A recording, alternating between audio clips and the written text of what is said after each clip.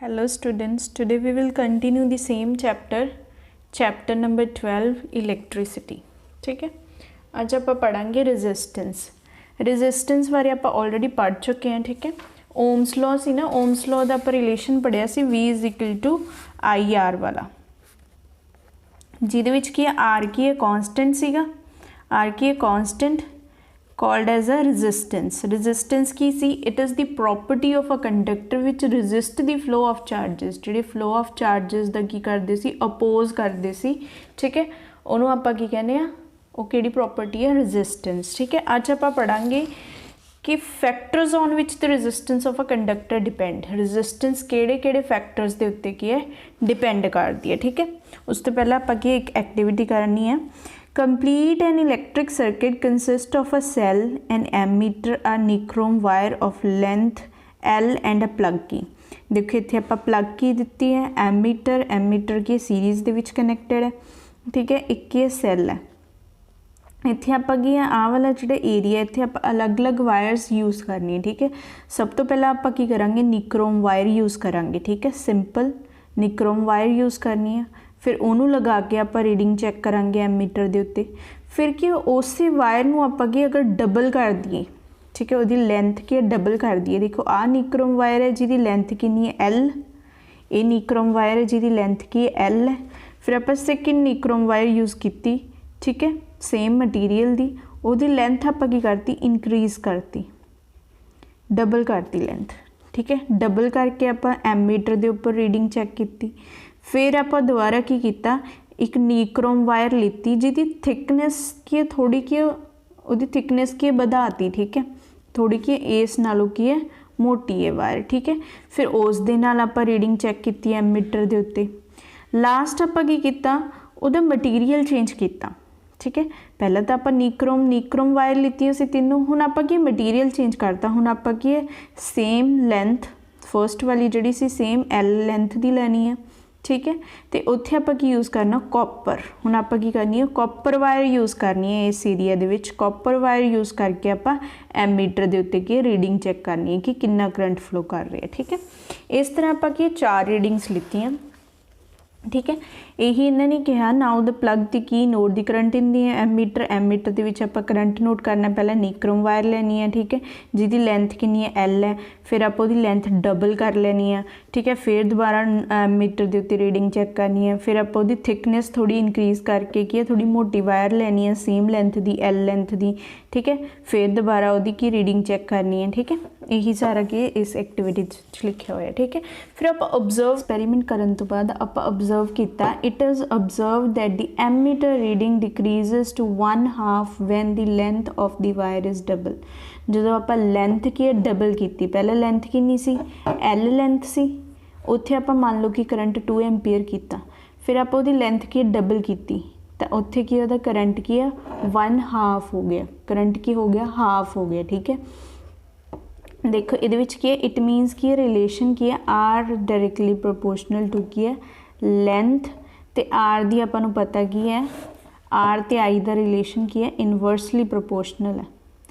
देखो अगर आप लेंथ डबल कर रहे हैं तो रेजिस्टेंस इंक्रीज़ होगी, रेजिस्टेंस इंक्रीज़ होगी तो करंट की होगा डिक्रीज़ होगा. यही रिलेशन है. तो इत्थों आपां इस ऑब्जर्वेशन तो आपां की पता लग गया कि रेजिस्टेंस है और डायरेक्टली प्रोपोर्शनल है कि लेंथ दे डायरेक्टली प्रोपोर्शनल है. ठीक है जी, पता चल गया कि अगर आप लेंथ डबल कर रहे हैं तो इट मीनस रेजिस्टेंस भी इंक्रीज़ हो रही है, रेजिस्टेंस इंक्रीज़ हो रही है तो करंट की हो रहा है डिक्रीज़ हो रहा है. ठीक है, इस रीडिंग तो अपन की पता चल गया resistance is directly proportional to length. ठीक है, नैक्सट है the ammeter reading is increased when the thicker wire of the same material and the same length is used in the circuit. जो आप की थिकनेस उहदी की मोटाई बढ़ाती. ठीक है, थोड़ी की मोटी वायर लीती, पहला अपनी वायर की सी इस तरह की सी, हुण थोड़ी आप थिकनेस बढ़ाई तो की होया क्रॉस सैक्शनल एरिया वधन ते वायर दा, पहला इन्ना क्रॉस सैक्शनल एरिया से हुण क्या क्रॉस सैक्शनल एरिया वधन ते की हो गया एमीटर दी रीडिंग जब आप कह सकते करंट की हो गया इंक्रीज़ हो गया. ठीक है, ये ऑब्जर्व किया आप, तो इट मीनस की होया R is directly proportional to की हो गया.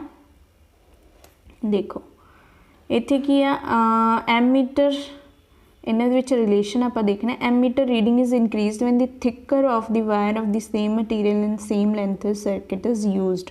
क्रॉस सैक्शनल एरिया वधन ते की हो गया, करंट है जिहड़ा की हो गया इंक्रीज हो गया। हुण देखो करंट इंक्रीज होया क्रॉस सैक्शनल एरिया वधन ते, तो रजिस्टेंस और नाल उहदा रिलेशन की होगा। क्रॉस सैक्शनल एरिया वधन ते करंट की हो गया इंक्रीज हो गया, तो इट मीनस रेजिस्टेंस ते की है, रेजिस्टेंस ते की है क्रॉस सैक्शनल एरिया नूं आपां ए दे नाल की डिनोट किया। क्रॉस सैक्शनल एरिया नूं आपां की ए दे नाल डिनोट किया, ठीक है। तो इन्हां दा रिलेशन की हो गया इनवर्सली प्रोपोर्शनल हो गया। देखो क्रॉस सैक्शनल एरिया इंक्रीज करन ते करंट की होया इंक्रीज हो रहा ना, तो मीनस क्रॉस सैक्शनल एरिया तो करंट दे विच की होगा डायरैक्टली रिलेशन, तो करंट तो रेजिस्टेंस दे विच आपां नूं पता इनवर्सली रिलेशन है। तो की हो गया अगर आप रेजिस्टेंस का रिलेशन क्रॉस सैक्शनल एरिया नाल करिए तो आपां नूं उत्थों पता चल गया कि हो गया इनवर्सली प्रोपोर्शनल हो गया क्रॉस सैक्शनल एरिया दे नाल।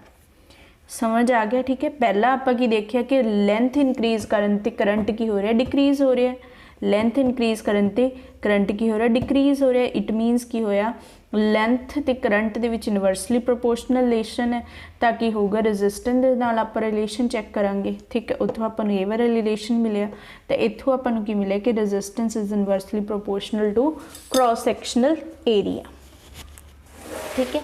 नैक्सट की है रेजिस्टेंस, हाँ जी। नैक्सट आप ऑब्जर्वेशन की a change in the ammeter reading is observed when a wire of different material of same length and same area of cross section area used. फिर आप material check material change किया, material change करन ते आप reading cheque की ammeter के उत्ते। उत्थे आप की ऑब्जर्व किया, यही ऑब्जर्वेशनस कीतियां आप। Resistance of the conductor depends on its length. सब तो पहले आपको पता है कि रेजिस्टेंस की लेंथ ते डिपेंड करती है, फिर वो की एरिया ऑफ क्रॉस सैक्शनल ते डिपेंड करती है, ठीक है। किन्नी वो थिकनेस वगैरह ते डिपेंड करती है रेजिस्टेंस। फिर वो नेचर ऑफ इट्स मटीरियल कि नेचर की है, कॉपर है, सिल्वर है, गोल्ड है, ठीक है। वो नेचर ते डिपेंड कर रही है, वो मटीरियल ते डिपेंड कर रही है कि कौन केड़ा मटीरियल आप यूज़ कर रहे हैं, ठीक है। Precise measurement have shown that the resistance of a uniform metallic conductor is directly proportional to its length. देखो आप पीछे ही करके हटे हैं कि अगर की है लेंथ इनक्रीज करन ते अपना करंट की हो रहा है डिक्रीज हो रहा है, करंट की हो रहा है डिक्रीज हो रहा है। तो हुण आपां नूं करंट ते की है रेजिस्टेंस दे विच रिलेशन पता है कि इनवर्सली प्रोपोर्शनल। फिर आपां नूं इत्थों जो आप चैक करांगे तो रेजिस्टेंस ते लेंथ दे विच की हो गया डायरैक्टली रिलेशन हो गया, तो R is directly proportional to L, ठीक है। इत्थों आपां नूं रिलेशन मिल गया, ठीक है।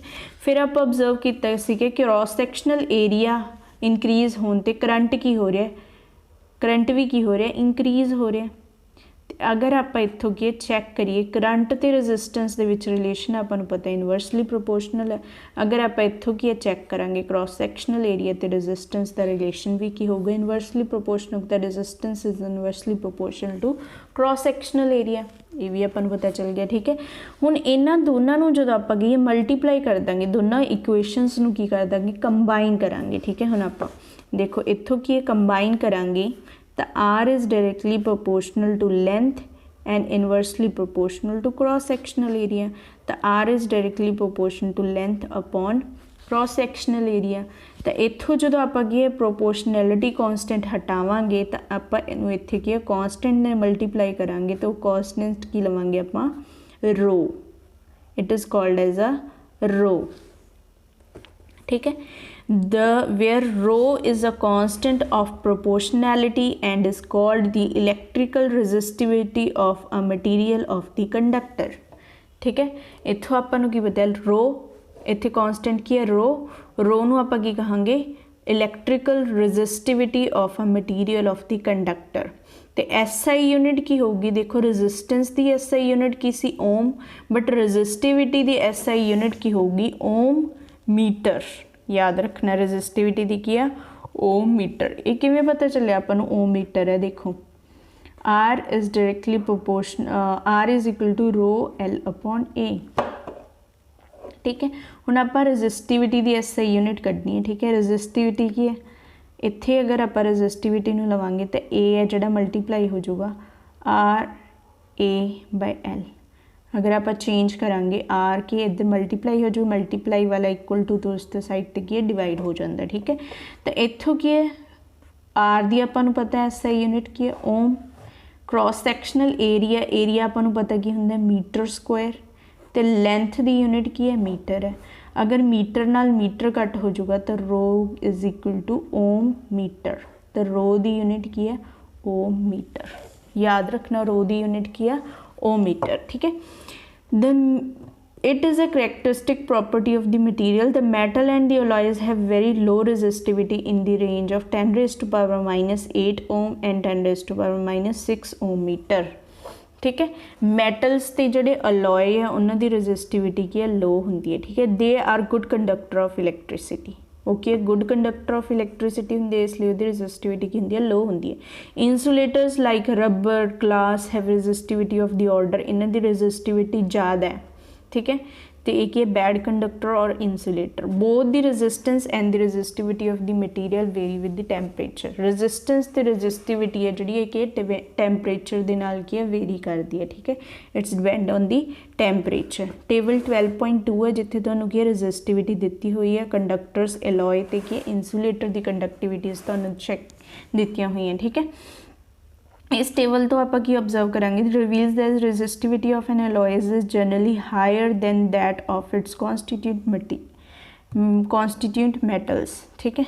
ये जड़े मैटल्स ने एलॉयज की रेजिस्टिविटी की है सब तो की है ज़्यादा 49 है, ठीक है। बाकी सारे की पॉइंट्स के विच नहीं, ठीक है। अलॉय की सब तो ज़्यादा है। Alloys do not oxidized readily at high temperature. क्यों रेजिस्टिविटी ज़्यादा? क्योंकि ये की है हाई टैंपरेचर के उत्ते ईजिली की ऑक्सीडाइज नहीं होंदा, ठीक है, ठीक है। एलॉय की है हाई टैंपरेचर के उत्ते की ऑक्सीडाइज नहीं होंदा, इसलिए इसकी रेजिस्टिविटी की है ज़्यादा है। For this reason they are commonly used in the electrical heating device.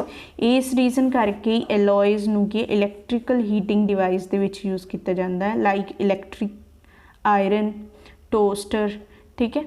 इस दे विच की इहनूं एलॉय नूं यूज़ किया जाता है क्योंकि ये की है हाई टैंपरेचर देते अलॉय के ईजिली ऑक्सीडाइज नहीं होंदा, ठीक है।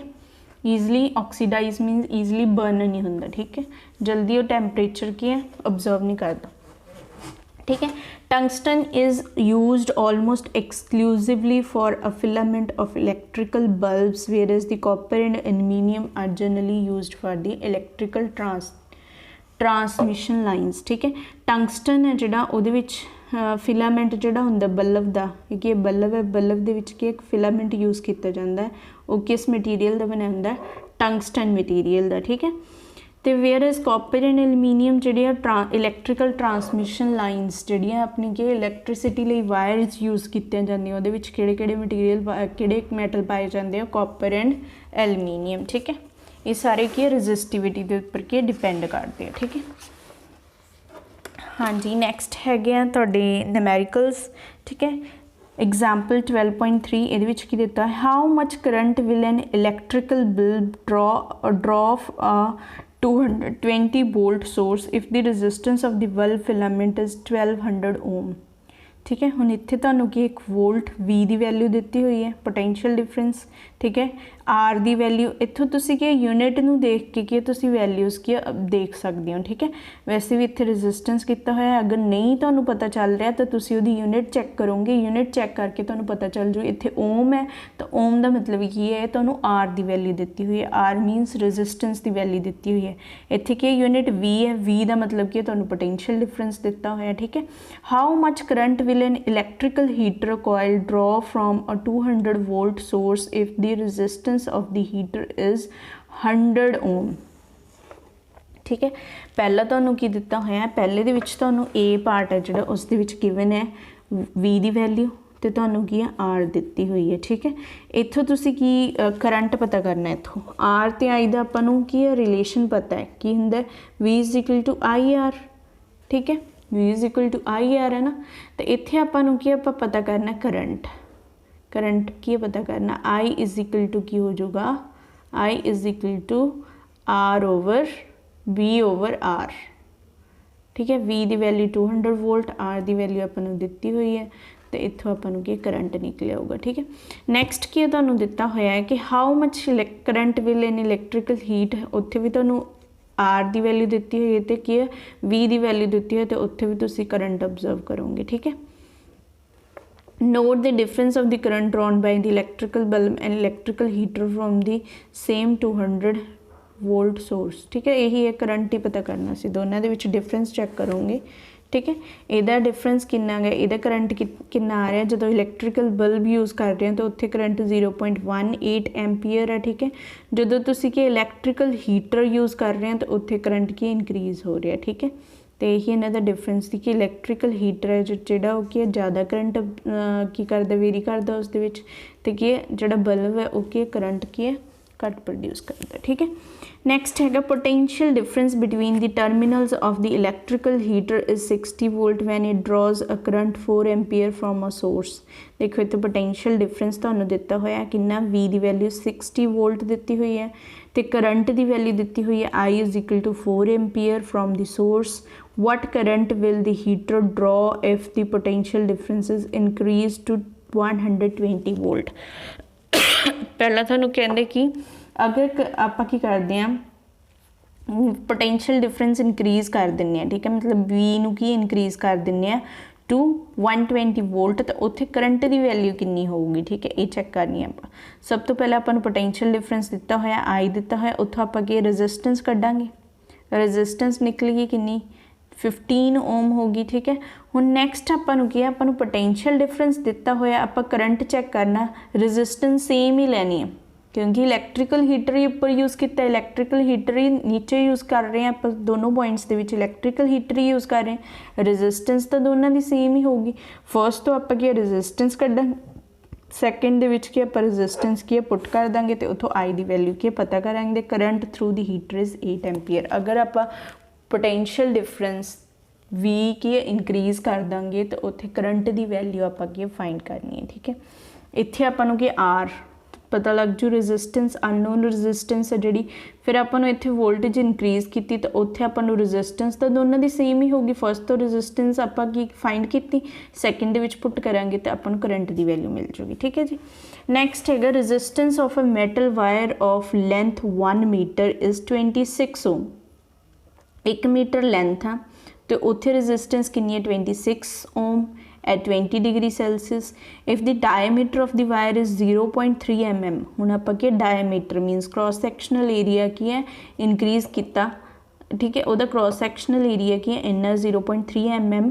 ठीक है, what will be the resistivity of the metal at that temperature, इसे टैंपरेचर के उत्ते आपां दी रेजिस्टिविटी चैक करनी है। ठीक है, using the table 12.2 predict the material of the wire. इत्थों आपां रेजिस्टिविटी देखांगे, फिर आपां की टेबल 2.2 के उत्ते देखांगे कि वो रेजिस्टिविटी किस मैटल की आ रही है। ठीक है, देखो वी आर गिवन, हुण इत्थे आपां नूं की है दिता होया, गिवन की है। सब तो पहला तो आपां नूं की लेंथ दी हुई है 1 m मीटर दी हुई है। ठीक है, आर की वैल्यू 26 ओम दी हुई है। ठीक है, टैंपरेचर सेम टैंपरेचर के उत्ते आपां फाइंड आउट करनी है रेजिस्टिविटी। ठीक है, तो डायमीटर दिता होया, डायमीटर कितना दिता होया 0.3 mm।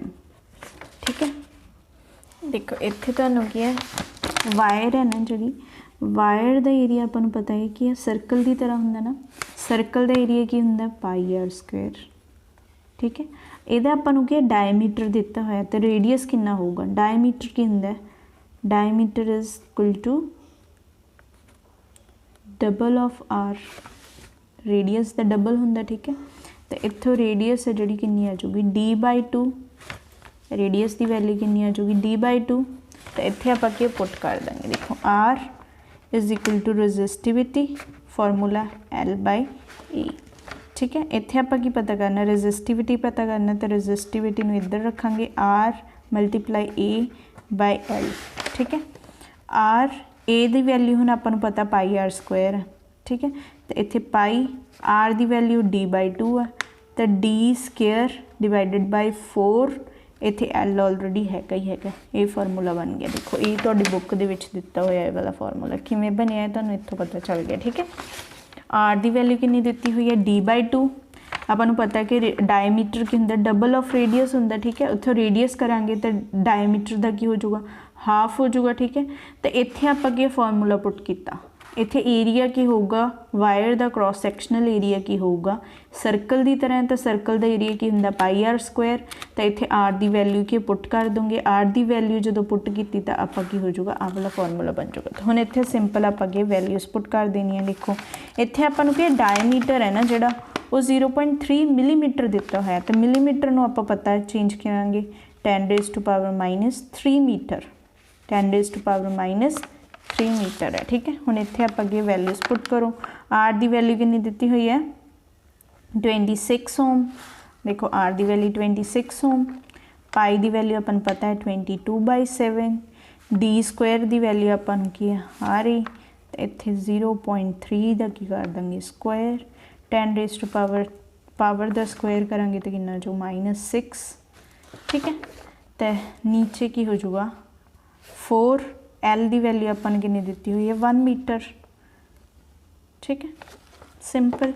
तो इत्थे 26 × 22 × 0.3 का डबल स्क्वायर करांगे तो इन्ना आ जाऊगा 10⁻⁻6 डिवाइडेड बाय 4 × 7, ठीक है।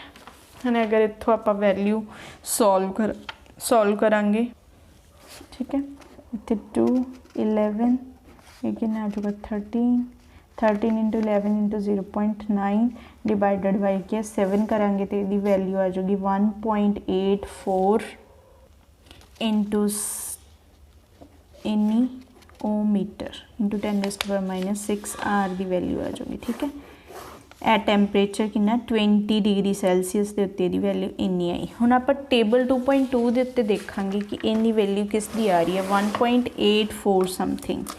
देखो 1.8 इत्थे है ना 1.62 इंटू 10⁻⁻, देखो कितना सी 1.84 10⁻⁻6 12.2 के उत्ते देखा तो किहड़ी है किहड़ा मटीरियल यूज़ किया इत्थे मैगनीज, ठीक है।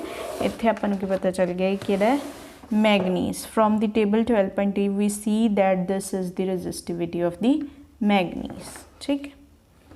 हाँ जी, न्यूमेरिकल एक होर रह गया। Wire of a given material having length कितनी है L, area of cross section A, has a resistance 4 Om.